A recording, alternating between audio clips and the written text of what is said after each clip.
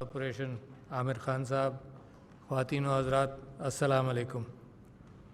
सबसे पहले मुबारकबाद देना चाहता हूँ जो CFA चार्टर जिन लोगों ने हासिल किया, जिनको हम दे सके, जिनको हम नहीं दे सके, जो यहाँ आ नहीं सके, उन सबको मुबारकबाद, क्योंकि ये एक बड़ी मेहनत का काम है। होगा, मैं तो वाकिफ़ नहीं हूँ, मगर जिस तरह से आपने उसका तारुफ़ पेश किया, यकीनन बड़ी मेहनत का काम है। और उसके अंदर आपने इस बात का ज़िक्र किया कि हाईएस्ट लेवल्स ऑफ प्रोफेशनलिज्म और एथिक्स आप अपने मेंबरान को इस हवाले से गाइड करते हैं, क्योंकि इस बात का बहुत इम्कान रहा है पूरी तारीख़ के अंदर कि कैपिटल एक्यूमुलेशन या मनी एक्यूमुलेशन अनएथिकल रास्तों से हो। पूरी तारीख़ इस बात की गवाह है। जब कंपनीज़ भी बनने शुरू हुई तो हम तो इस ख़ित्ते में भुगते हुए हैं। एक ब्रिटिश स्टॉक कंपनी जो ईस्ट इंडिया कंपनी कहलाई, जिसके 200 हसीस ख़रीदने वाले लोगों ने कंपनी बनाकर उन्हें लूट मार करने के लिए इस ख़ित्ते में भेज दिया और उन्हें दबाकर लूट मार, सिर्फ लूट मार नहीं की, कत्ल व गारत गरी भी की, कहत के ज़िम्मेदार भी हैं और बहुत सारे चीज़ों की पाकिस्तान और इस हिंदुस्तान वाले इलाके से चोरी कर कर बाहर ले जाने के ज़िम्मेदार भी हैं। तो लिहाजा एथिक्स हमेशा सरमाए के साथ चली नहीं। सरमाया ज़ोर पर, करप्शन की बुनियाद पर, कब्ज़े की बुनियाद पर, ताकत की बुनियाद पर चला। और जबकि सरमाए के हवाले से सबसे अहम चीज़ ये है कि वो गुड्स एक्सचेंज करने के लिए जिस तरह से क़वानीन बनते गए और जिस तरह से बैंकिंग ख़ास तौर पर वेनिस से शुरू हुई और दुनिया भर के अंदर इस काबिल बनाया कि कोई आदमी मेहनत करके सरमाए में उसको कन्वर्ट करता है और वो स्लीपिंग पार्टनर भी बन सके। तो सबसे पहले ये टूल्स इस्तेमाल हुए वेनिस में कि वो स्लीपिंग पार्टनर बने, क्योंकि सरमाया था और लोग बाहर जाकर तिजारत करना चाहते थे। जो सरमायादार था वो बाहर जाकर तिजारत करने के लिए जब तैयार नहीं था तो 30-70 कभी 40-60 वाले प्रिंसिपल्स बने और कॉन्ट्रैक्ट्स वहाँ पर साइन होने लगे। मैं ये समझता हूँ कि दुनिया बहुत परेशान है बहुत सारी चीज़ों से। उसमें पाकिस्तान जिस चीज़ से परेशान रहा वो करप्शन है। और वो करप्शन, उसके अंदर बुक्स भी, उसके अंदर अकाउंटेंट्स भी, उसके अंदर लोग भी, उसके अंदर लीडरान भी, उसके अंदर अवाम भी, सब शामिल हो जाते हैं जब एक रूल्स ऑफ द गेम के अंदर ये एक्सेप्टेबल हो जाए। एक होता है कानून कागज़ का और एक होता है हकीकत में हो क्या रहा है। अगर हकीकत में कुछ लोगों को मुख्तलिफ नज़र आए तो वो बन जाते हैं रूल्स ऑफ द गेम, वो सब लोग उसी को फॉलो करने लगते हैं। फिर अगर सुप्रीम कोर्ट कहे बिलाल गफ़ार साहब के फ़लानी बिल्डिंग गिरा दो, तो लोग कहते हैं कि जी ये तो 4-5 हैंड्स बदल चुके हैं। और वो तरीक़ेकार ही यही इस्तेमाल होता है कि जैसे ही चोरी का माल है फ़ौरन आगे भेज दो, आगे बेच दो, ताकि हैंड्स बदल जाएं तो वो बड़ा मुश्किल हो जाए कि किसको पकड़ा जाए, किसको क्या कहा जाए। और जिन लोगों ने इसके ऊपर अमल किया उनकी गिरफ्त करना भी मुश्किल है। आप जानते हैं कि पाकिस्तान के अंदर करप्ट लोगों को पकड़ना, गिरफ्त करना, तो ये पूरा माफिया इसमें फिर बगावत करता है। कहता है तुम हमें उन्हीं दकियानूसी क़वानीन के तहत नापो तोलो जो चल रहे थे, जिसके तहत कोई पकड़ा ही नहीं जाएगा।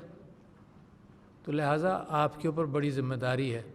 एक बराबर के मुल्क के प्राइम मिनिस्टर चार्टर्ड अकाउंटेंट से बात कर रहा था तो उसने ये कहा कि देखो तुम लोग सब चीज़ों के अंदर ज़िम्मेदारी भी तुम्हारी है, क्योंकि किताबें रखना तुम ही लोगों ने सबको सिखाया है कि कैसे रखी जाए। तो आप प्रिवी होते हैं कि कंपनी क्या कर रही है। दुनिया क्यों परेशान है? दुनिया इस वजह से परेशान है कि एक तो अनइवन डिस्ट्रीब्यूशन ऑफ वेल्थ है, जिसके मुतालिक मैं तो तालिब इल्म हूँ, आप लोग एक्सपर्ट्स हैं। थॉमस पिकेटी जैसा लिखने वाला جس نے 2013 میں کتاب لکھی کیپٹل ان دا 21st سینچری، اور پھر 2019 میں یا 20 میں لکھی کیپٹل اینڈ آئیڈیالوجی. وہ فرینچ میں لکھتا ہے، اس کا ٹرانسلیشن آنے میں 6-8 مہینے یا سال بھر لگتا ہے. مگر اس نے سب سے پہلے اسٹیٹسٹکس اور فگرز کے ذریعے یہ بات ثابت کی کہ ویلتھ ایکیومولیشن اس وقت بہت ہی انیون ہو گیا ہے. ڈسکریپنسی، فار ایگزامپل سب سے لوئسٹ پیڈ ورکر اور سب سے ہائیسٹ پیڈ ورکر، مثال کے طور پر ایوریج مغرب کے اندر 1 اور 20 کا تھا، اب وہ 1 سے کئی 100 تک پہنچ گیا. اور یہ جو نئی ٹیکنالوجی آئی ہے آئی ٹی سیکٹر، اس میں اس بات کا امکان ہے کہ انویسٹمنٹ کے چھپڑ پھاڑ پروفٹس ہوں، چھپر پھاڑ ہی کہہ سکتے ہیں، جو ہیومن انڈیور میں عام طور پر نہیں تھا. قانون دنیا بناتی ہے اور سپر پاورز اپنی مرضی سے بنا لیتے ہیں. ایک قانون یہ بنایا گیا کہ فری فلو آف کیپٹل ہو، اور اس کے اندر the capitalist societies had a boom کہ بھئی free of flow of capital کرو کہ کہیں کمپنی بیٹھنے لگے تو ہم کوڑیوں کے دام خریدیں. اور یہ ایک بوم چلتا رہا اور دنیا نے ریکگنائز کر لیا. جب ایک دوسرا ملک اوپر بڑھنے لگا، چائنا جیسا، تو انہوں نے کہا بھئی یہ فری فلو آف کیپٹل اور یہ جو کمپٹیشن ہے، یہ اس طرح کا کمپٹیشن نہیں منظور ہم کو، ہم دیواریں پھر کھڑی کرنا چاہتے ہیں. تو کہیں نہ کہیں کوئی ایتھکس تو ہوں گی. لہٰذا ایتھکس کے حوالے سے میں آپ کے سامنے ایک بات رکھنا چاہتا ہوں کہ جو ممالک جلدی ترقی کرنے کی کوشش کرتے ہیں تو ان کی خواہش ہوتی ہے کہ سرمایہ کو انکریج کریں. اور اسی سلسلے میں تھامس پیکیٹی نے 2014 اور 2018 کے درمیان یہ دکھایا کہ سب سے زیادہ جو ویلتھ انیکوالٹی بڑھی ہے وہ ہندوستان میں بڑھی ہے 2014 سے 2018 تک. تو اس کا مطلب کہ اگر کھلی چھوٹ، پروفٹ میکنگ کو کھلی چھوٹ ہونی چاہیے، مگر یہ کہ سوشل رسپانسبلٹی کی کوئی اہمیت ہے. مثال کے طور پر کووڈ جیسی چیز نے آ کر چیلنج کر دیا، کیونکہ انسانی جان کا خطرہ تھا تو چیلنج یہ کیا کہ جو چیزیں جو ویکسینز بن رہی ہیں وہ اس طرح سے بنے، لوگوں نے اس میں پیسہ ڈالا. انسان خیرات پر نہیں جیے گا، نہ اس کو جینا چاہیے. یہ لوگوں کی خطرات، بڑے بڑے سرمایہ دار ارب پتی کھرب پتی بنے ہوئے ہوں اور دنیا کی آدھے سے زیادہ ویلتھ 100 لوگوں کے اندر جمع ہو جائے اور باقی سب خیرات کے مستحق ہوں، یہ انسانیت نہیں ہے. یہ رائٹ ہے انسان کا، بعض بنیادی چیزوں کا رائٹ ہے. دیکھو سوسائٹیز کیا کرتی ہیں. پہلا رائٹ کیا ہے؟ پہلا رائٹ یہ ہے کہ ہر فرد کو تعلیم دی جا سکے. تو اسٹیٹ کیا کرتی ہے؟ ٹیکس کرتی ہے. ٹیکس کر اس بات کا امکان کرتی ہے کہ کسی ملازم کا بیٹا یا بیٹی اور کسی سرمایہ دار کے بیٹے اور بیٹی کو ایکول اپارچونٹیز ایجوکیشن کی ملے. یہ اس وقت بھی ممکن نہیں ہے، سرمایہ دار کنٹریز کے اندر بھی ممکن نہیں ہے، مگر بہتر ہے. اس کے بعد کیا کرتی ہے سرکار کا فرض کیا ہے؟ دوسرا فرض یہ ہے کہ جو ویلتھ ایکیومولیٹ کر لیں یا کر رہے ہوں ان کو ٹیکس کر اس بات کا اہتمام کرے کہ یہ ساری چیزیں ایکول ایجوکیشن ہو، اور ایکول ایجوکیشن کے بعد واپس یہ فرق انسان نے محنت کر کے حاصل کر لیا کہ سب برابر شروع ہوئے، مگر ایک خاندان اور ایک آدمی نے زیادہ ترقی کر لی. تو اس کو ہم ڈپرائیو بھی نہیں کرنا چاہتے. کیوں؟ کیونکہ یہی انوویشن محنت کی بنیاد بنتا ہے کہ کیا آپ کو منافع ہوگا، کیا آپ کر لیں گے. مگر پھر ان سب کی اولادوں کو برابر لائے تعلیم کے ذریعے، اور پھر ایک جنریشن کو دوبارہ موقع دے کہ وہ محنت کر کے جو آگے جا سکتا ہے وہ جائے. مگر اس کے اندر یہ کیفیت نہیں پیدا ہو سکتی کہ یہ بڑھتے ہی چلا جائے، یہ اوپر والا جو ہے وہ اور اوپر چلتا چلا جائے. جنریشنل کیفیت نہیں ہونی چاہیے. تو یہ سرکار کا کام ہے کہ اس طرح سے اس بات کو، ڈسٹریبیوشن آف ویلتھ کو، ڈسٹریبیوشن آف انٹلیکٹ کو، ڈسٹریبیوشن آف ورک کو یہ عامی کیفیت بنائے. میں بالکل انوکھی بات اس لیے کر رہا ہوں گا کیونکہ میں خود پریشان ہوں کہ کیپٹلزم سے جو مشہور چیز ہے کہ ٹرکل ڈاؤن افیکٹ ہوگا، اس میں ٹائم بڑا لگتا ہے. ہم بھی یہاں ویٹ کر رہے ہیں کہ ٹائم لگے گا مگر ٹرکل ڈاؤن افیکٹ ہوگا. پاکستان کے میکرو اکنامک انڈیکیٹر سارے بہت پچھلے 1-2 سال میں بہتر ہوئے ہیں، اور میں سب سے یہ کہتا تھا کہ اس کا ٹرکل ڈاؤن ایفیکٹ آئے گا، ایمپلائمنٹ پر آئے گا، پرائسز پر آئے گا، مگر ایک بہتری ہوگی۔ تو اس بہتری کا پاکستان اس کی امید لگائے ہوئے ہے، اور انشاءاللہ کچھ آنے بھی لگا ہے، مگر اس کے اندر پیش رفت ہونی چاہیے۔ لہٰذا حکومت ایک تیسرے اسٹینڈرڈ پر بھی جا رہی ہے۔ یہ فری کیپٹلسٹک سوسائٹی نہیں ہے پاکستان، اس کے اندر ویلفیئر کا کام بھی حکومت اپنے ذمے لیتی ہے۔ احساس پروگرام ہے جو اب اس سال 200 ارب اس سے پہلے ڈسٹریبیوٹ ہوا، 200 ارب روپے to the lowest tier of people, جو میری ذمہ داری، آپ کی ذمہ داری ہے۔ میں تو چیلنج کرتا ہوں اپنے آپ کو اور ایلیٹ کو، اور میں اور آپ ایلیٹ ہیں کیونکہ پڑھنے کا موقع مل گیا۔ How did it's happen? یہ ایلیٹ کے لیے کیا ملک ہے؟ ہمیں تو محنت کرنی چاہیے کہ اپارچونیٹیز دیں دوسروں کو بھی۔ آپ جیسے، مجھ جیسے لوگ ہزاروں ہوں گے، لاکھوں ہوں گے جن کو اپارچونیٹیز نہیں ملی، تو لہٰذا اہتمام کرنا ہے۔ اب آپ کے اوپر آتا ہوں کمپنیز کے حوالے سے۔ ایک تو انسانیت کو خطرہ بڑا ہے ان ساری چیزوں سے۔ مختلف مضامین چھپتے ہیں، کتابیں چھپتی ہیں کہ یہ اینتھروپوسین پیریڈ جو ہے، جو انسانوں والا ہے، جو 10,000 سال سے زیادہ پرانا نہیں ہے، انسان کئی لاکھ سال سے اس کے آثار موجود ہیں، مگر 10,000 ریکارڈڈ ہسٹری یا ان ریکارڈڈ ہسٹری یا ریسنٹ ہسٹری کہلاتی ہے۔ یہ ہے اینتھروپوسین پیریڈ۔ اس کے اندر انسان نے جتنا اپنے آپ کو ایکسپلائٹ کیا، ظلم و زیادتی اپنے اوپر کی، اس سے کہیں زیادہ دنیا پر کی ہے۔ ریسورسز انلیمیٹڈ سمجھ کر دنیا پر انسان کا فٹ پرنٹ بہت بھاری ہے۔ گلوبل وارمنگ تقریباً لگتا یہ ہے کہ انسان کی پیداوار ہے۔ اپنے اوپر ظلم اور زیادتی انسان کی پیداوار ہے۔ چیزیں بناتا ہے، لوگوں کو مارتا ہے، ایکسپلائٹ کرتا ہے۔ یہ تو بہت ہی خطرناک کیفیت انسانیت کے اندر پیدا ہوئی ہے۔ لہٰذا میں آپ کے سامنے 2-3 باتیں رکھتا ہوں۔ میں بیٹھا ہوا جب آپ گفتگو کر رہے تھے تو مجھے بڑی خوشی ہوئی کہ سی ایف اے سوسائٹی نے ایتھکس اور پروفیشنلزم کی بات کی۔ پروفیشنلزم تو چلو آپ کی سائنس ریلیٹڈ ہے، آپ کی ٹیکنیک ریلیٹڈ ہے، ٹیکنالوجی ریلیٹڈ ہے، کتابیں آپ کیسے رکھیں گے، ایٹسیٹرا ایٹسیٹرا۔ مگر آپ نے جو ایتھکس کی بات کی تو اس کے اوپر میں نے یہ سوچا کہ میں آپ کے سامنے کیا ایسی بات رکھ سکتا ہوں جو ایتھکس سے ایک کمپنی، ایک ادارہ، ایک پروفٹ میکنگ آرگنائزیشن کے اوپر ایتھکس کیسے لگ سکتی ہیں۔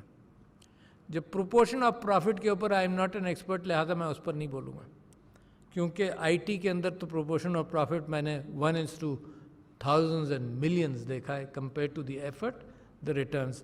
So I'll have to study more, think more before I can make an opinion کہ ethics of profit making کیا ہیں۔ میں ethics of companies تو کچھ ہوں گے نا، اور آپ لوگ جانتے ہیں، جو میں چیز آپ سے ذکر ابھی کروں گا میں سمجھتا ہوں کہ وہ آپ خود بھی جانتے ہیں۔ ایک پرانی ایتھک ہے responsibility to your stock holders۔ یہ ایسٹ انڈیا کمپنی نے 200 اسٹاک ہولڈرز کے ساتھ بڑی وفاداری کی۔ So that cannot be the entire ethic۔ ٹھیک ہے نا، اس کو تمیز دینے والے یا اس کو راستہ دکھانے والے اور پھر بائنڈرز ہوتے ہیں۔ پھر میرا خیال ہے دوسری ایتھک یہ ہو سکتی ہے ethic to your workers, as far as your responsibility to your workers is concern. بڑی اہم چیز ہے۔ اچھا، مگر کہاں آپ بڑے بڑے لوگ، آپ نہیں، کہاں وہ مالک سرمایہ دار اور کہاں ورکر، مگر کچھ چیزیں بڑی سمپل سی ہیں نا ایتھکس کے حوالے سے، اس کی تعلیم، اس کے بچوں کی تعلیم، اس کو اتنی روزی ملے کہ وہ کھائے۔ تو you don't go with basic incomes as described by the government. اس کے اندر کوئی ویرائٹی ہونی چاہیے کہ وہ بیچارہ غریب پریشان مت ہو۔ یہاں تو بیمار ہوتا ہے، آپ جیسے مجھ جیسے اگر بیمار ہوتے ہیں تو گھبراتے ہیں کہ اسپتال جائیں گے وہاں میٹر شروع ہو جائے گا، اس بیچارے کا بھی سوچیں۔ یہ ذمہ داری اگر آپ اپنائیں گے تو ایک انٹینجبل میں بیچ میں ڈال رہا ہوں، جو آپ لوگوں سے تو کہہ سکتا ہوں، باہر والوں سے نہیں کہہ سکتا، وہ ہے اللہ کی برکت۔ یہ انٹینجبل ہے کہ if you take care of people, اللہ بھی برکت ڈالتا ہے۔ اور آپ نے دیکھ لیا کووڈ میں جس ذمہ داری کے ساتھ آپ کی حکومت نے، آپ کے لیڈران نے، عمران خان صاحب نے یہ بساط ڈالی کہ دنیا جو مرضی آئے کرے، ٹوٹل لاک ڈاؤن ہم افورڈ نہیں کر سکتے، تو وہ اس سے برکت بھی آتی ہے، مگر دوسروں کی سمجھ میں نہیں آئے گا۔ شاید ہماری اور آپ کی سمجھ میں آ جائے کہ یہ لوگوں کا خیال کرنے سے بھی ایک برکت ہے جو بہت بڑی ہے۔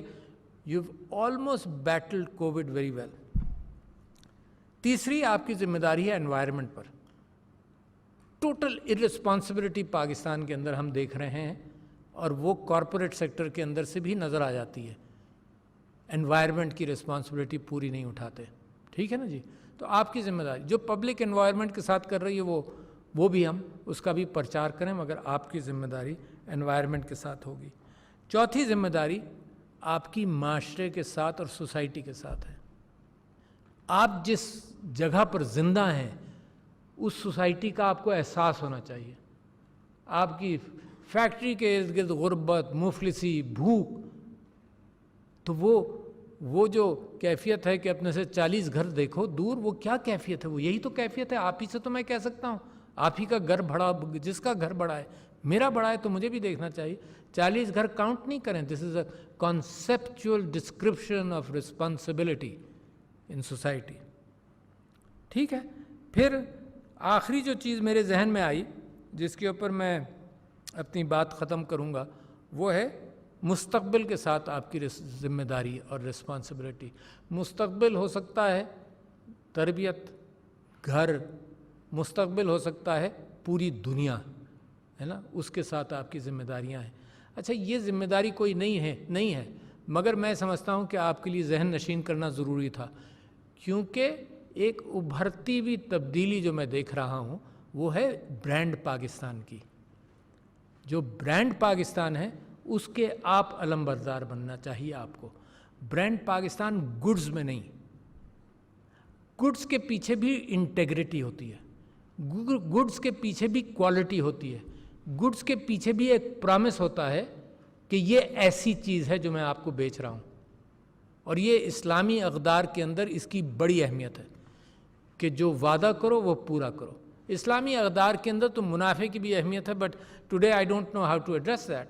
मगर कम से कम वो उस एथिक्स की बड़ी ज़रूरत है कि पाकिस्तानी के ऊपर ये लेबल आए कि जो ये कहता है वो करता है। That should be brand Pakistan.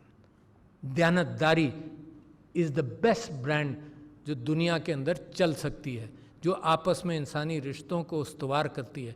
वो एक दयानतदार ताल्लुक़ है कि जो हम एक दूसरे को कहते हैं और जो एक दूसरे से एक्सपेक्ट करते हैं वो हम पूरा करेंगे।